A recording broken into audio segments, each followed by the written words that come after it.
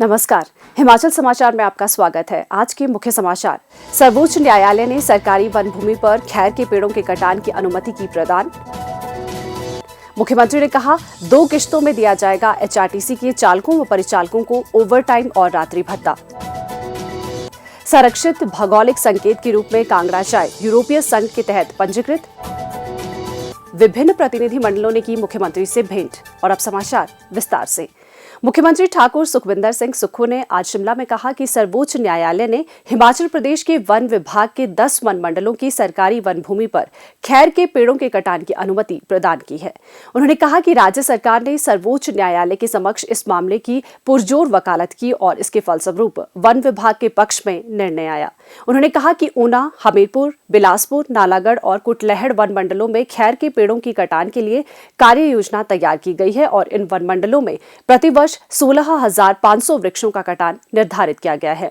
इनका कटान शीघ्र ही शुरू कर दिया जाएगा। नाहन, पांवटा साहिब, धर्मशाला, नूरपुर और देहरा 5 वन मंडलों के लिए कार्य योजना तैयार की जा रही है।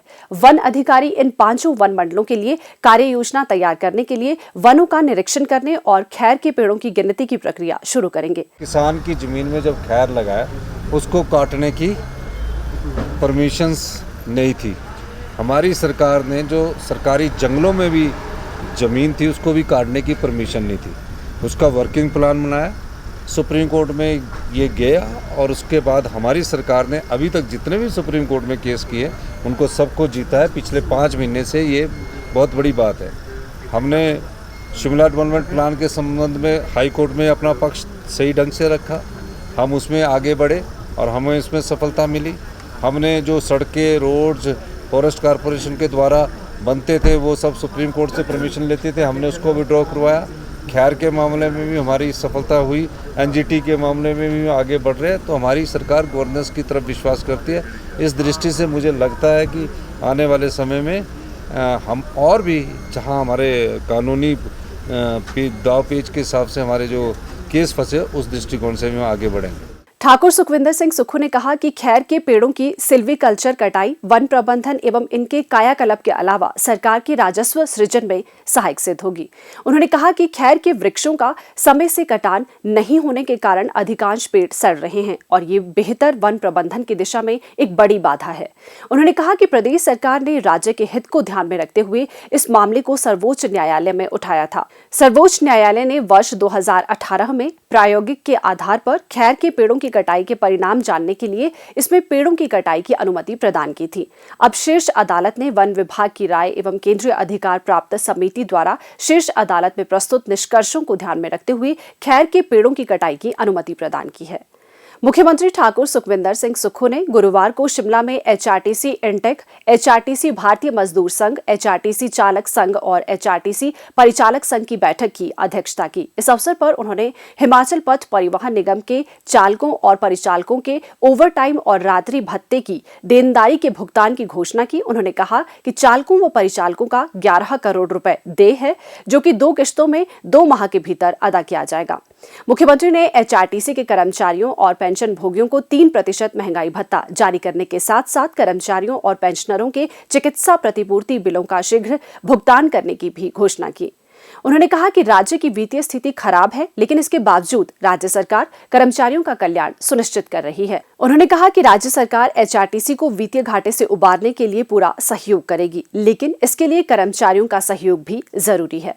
ठाकुर सुखविंदर सिंह सुक्खू ने कहा कि राज्य सरकार राजस्व संसाधनों को जुटाने के लिए विभिन्न कदम उठा रही है, जिसके फलस्वरूप सरकार एचआरटीसी की सभी वित्तीय देनदारियों को धीरे धीरे समाप्त कर देगी। कर्मचारी संघों ने एचआरटीसी के कर्मचारियों के लिए पुरानी पेंशन योजना को बहाल करने सहित उनकी विभिन्न मांगों को स्वीकार करने के लिए मुख्यमंत्री का आभार व्यक्त किया। मुख्यमंत्री ठाकुर सुखविंदर सिंह सुक्खू ने शिमला में कहा कि कांगड़ा चाय यूरोपीय संघ में संरक्षित भौगोलिक संकेत के रूप में पंजीकृत होने वाला देश का दूसरा उत्पाद बन गया है।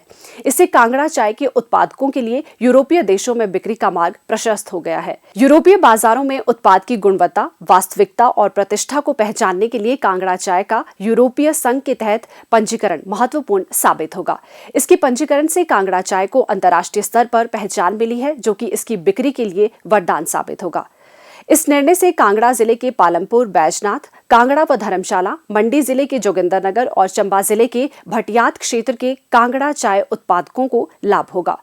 कांगड़ा चाय अपने अनूठे स्वाद के लिए विश्व भर में प्रसिद्ध है। इसमें प्रचुर मात्रा में मौजूद पायराजिन इसे अलग सुगंध प्रदान करता है। इसके अतिरिक्त इसमें औषधीय गुण भी पाए जाते हैं, जो कि antioxidants, phenolic compound, tryptophan, amino acids, theanine, glutamine और कैटेचिन से मिलते हैं।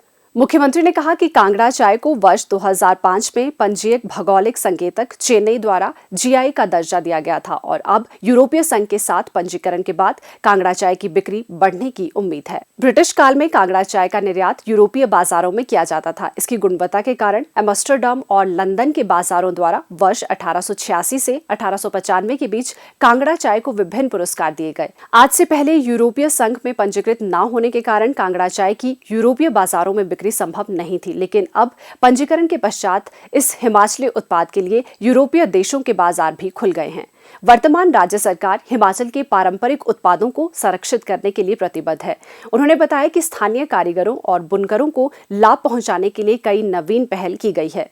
कुल्लू शॉल, चंबा रुमाल, किन्नौर शॉल, कांगड़ा पेंटिंग, लाहौल के ऊनी मोजे और दस्ताने इत्यादि सहित राज्य के करीब 400 से अधिक पारंपरिक उत्पादों को आज जीआई का दर्जा प्राप्त है। इसके अतिरिक्त हिमाचली टोपी, सिरमौरी लोइया, मंडी की सेपू बड़ी, चंबा धातु शिल्प, किन्नौरी सेब और किन्नौरी आभूषणों को जीआई का दर्जा देना पंजीयक भौगोलिक संकेतक चेन्नई के पास विचाराधीन है। ठाकुर सुखविंदर सिंह सुक्खू ने यूरोपीय संघ के साथ कांगड़ा चाय के पंजीकरण की कठिन प्रक्रिया को पूरा करने के लिए हिमाचल प्रदेश विज्ञान प्रौद्योगिकी और पर्यावरण परिषद के प्रयासों की सराहना की। उन्होंने इस उपलब्धि में योगदान के लिए कृषि विभाग, हिमाचल जैव संपदा प्रौद्योगिकी संस्थान पालमपुर और Kangra valley small T planters association को भी बधाई दी। पश्चिमी कमान के commanding in chief lieutenant general Shri नव के खंडूरी ने गत सायं शिमला में मुख्यमंत्री ठाकुर सुखविंदर सिंह सुक्खू से भेंट की। ये एक शिष्टाचार भेंट थी। मुख्यमंत्री से आज शिमला में नगर निगम शिमला के महापौर श्री सुरेंद्र चौहान और उप महापौर श्रीमती उमा कौशल ने शिष्टाचार भेंट की। जिला truck operators cooperative association Barmana के एक प्रतिनिधिमंडल ने गुरुवार को मुख्यमंत्री ठाकुर सुखविंदर सिंह सुक्खू को मुख्यमंत्री राहत कोष के लिए 11 लाख रुपए का चेक भेंट किया। मुख्यमंत्री ने इस पुनीत योगदान के लिए आभार व्यक्त किया। मुख्यमंत्री ठाकुर सुखविंदर सिंह सुक्खू से गुरुवार देर सायं शिमला में हिमाचल प्रदेश कॉर्पोरेट सेक्टर सेवानिवृत्त कर्मचारी संघ ने शिष्टाचार भेंट की। जिला परिषद कर्मचारी महासंघ पंचायती राज के एक प्रतिनिधिमंडल ने भी मुख्यमंत्री से भेंट की। इस अवसर पर प्रतिनिधिमंडलों ने मुख्यमंत्री को विभिन्न मांगों से अवगत करवाया। मुख्यमंत्री ने उन्हें आश्वस्त किया कि उनकी उचित मांगों पर सहानुभूतिपूर्वक विचार किया जाएगा। हिमाचल समाचार देखने के लिए सब्सक्राइब करें YouTube channel information and public relations department HP, follow करें ट्विटर @DPR HP, लाइक करें Facebook page information and public relations department Himachal Pradesh, visit करें वेबसाइट www.himachalpr.gov.in। इस अंक में इतना ही। कल फिर होगी मुलाकात। दीजिए इजाजत। नमस्कार।